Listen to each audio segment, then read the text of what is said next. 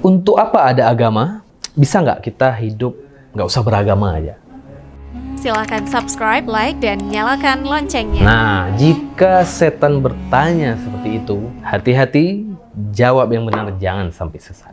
Ya, pertanyaan barusan itu sangat mudah menggoyahkan kita. Itu tentu pertanyaan yang paling dasar lah yang perlu kita tanyakan ya. Kenapa ya kita harus beragama gitu ya? Sebelum sampai pada jawabannya, kita bedah dulu agama itu apa sebenarnya. Jadi agama itu adalah berdasarkan yang disampaikan oleh para ulama ya, para ahli. Sebenarnya definisi agama ini juga bermacam-macam. Kalau kita pelajari ilmu perbandingan agama, definisinya para ulama, para ilmuwan barat itu beda-beda. Apalagi di barat itu ya. Agama itu adalah fenomena sosial, satu hal yang berhubungan dengan ketaatan, lain-lain lah. Nah, di Islam sendiri, ya karena agama itu juga berbeda-beda, maka memahami konsep agama ini pun mencari titik temunya ini susah sebenarnya. Tapi kurang lebih dari kitab Milal wa Nihal misalnya kan, atau kitab Al-Adiyan, kurang lebih agama itu bisa kita pahami sebagai sebuah sistem kepercayaan yang mengatur tentang zat yang disembah atau Tuhan, begitupun makhluk yang menyembah dan hubungan antara keduanya. Nah, itu kira-kira. Ini sistem kepercayaan yang mengatur tentang Tuhan, hamba, dan hubungan antara keduanya. Nah, itu agama. Nah, fitrah manusia, kalau ditanya untuk apa kita beragama ya, karena itu udah naluri kita, fitrah kita. Fitratullahillati fataran nas 'alaiha. Fitrah Allah itu apa yang sudah Allah tanamkan dalam diri manusia, itu untuk menyembah Allah. Ada sebuah hadis juga mengatakan kullu mauludin yuladu 'alal fitrah. Semua manusia itu dilahirkan dalam keadaan fitrah. Ada sambungannya itu. Orang tuanya lah yang membuat dia menjadi Yahudi, Nasrani, Majusi, dan lain-lain. Nah, yunassiranihi, yuhawidanihi, wa yunassiranihi gitu kan. Tidak ada istilah yusallimanihi. Ini seperti yang dijelaskan di kitab Aqidatuna oleh Syekh Rabi. Tidak ada istilah au yusallimanihi, mengislamkannya. Karena apa? Bayi yang lahir itu sudah otomatis Islam.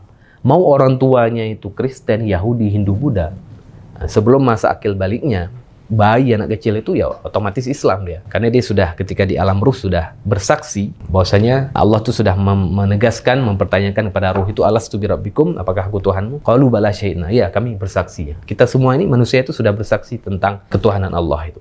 Jadi otomatis orang yang lahir itu memang ya sudah beragama sebenarnya, sudah Islam. Dan di pembahasan sebelumnya mengenai untuk apa kita bertuhan, di situ pun saya sudah menjawab bahwasanya ya manusia itu nalurinya itu membutuhkan. Kita lahir membutuhkan dokter, orang tua kita untuk memberi makan kita. Ketika wafat pun kita butuh orang lain untuk mengkafani kita, mengurus jenazah kita.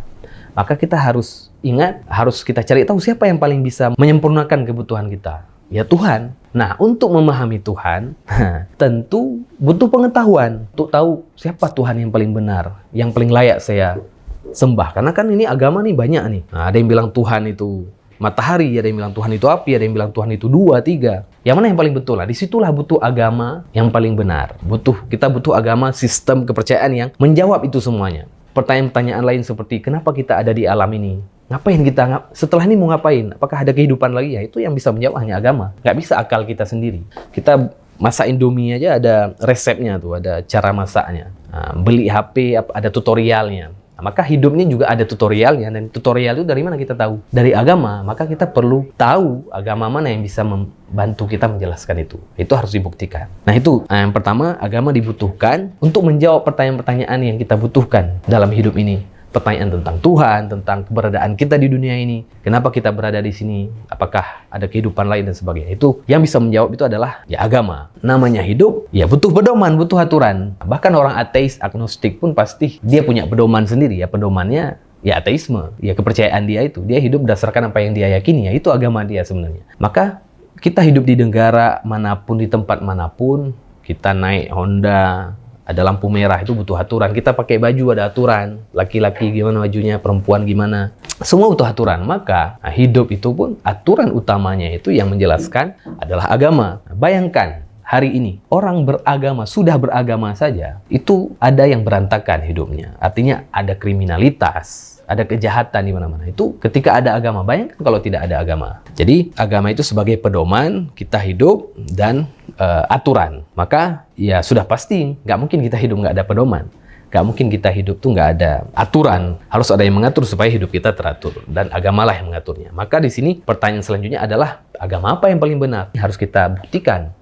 kebenaran, harus kita uji kebenarannya itu. Tentu al-haqqu mir rabbika fala takunanna minal mumtarin. Yang paling benar itu adalah dari Tuhan. Ketika kita sudah sempurna pengetahuan kita tentang Tuhan, sebenarnya ya untuk tahu tentang Tuhan ya kita butuh agama yang menjelaskan itu. Nah, maka apabila ada gangguan setan terhadap diri kita mempertanyakan tentang agama apa yang paling benar, ya maka itu dicari jawabannya. Jangan cuma kita diam saja. Dan ketika kita, walaupun kita hari ini misalnya terlahir sebagai Islam, itu pun harus kita buktikan kebenaran Islam itu. Dan ketika kita belajar agama lain pun, nah, di situ insya Allah akan ada perbedaan-perbedaan yang justru bisa membuktikan kebenaran Islam itu sendiri. Jadi jika setan bertanya tentang untuk apa agama, ya pedoman, ya juga aturan dan sebagai bahan pengetahuan untuk menjawab kebutuhan hidup kita.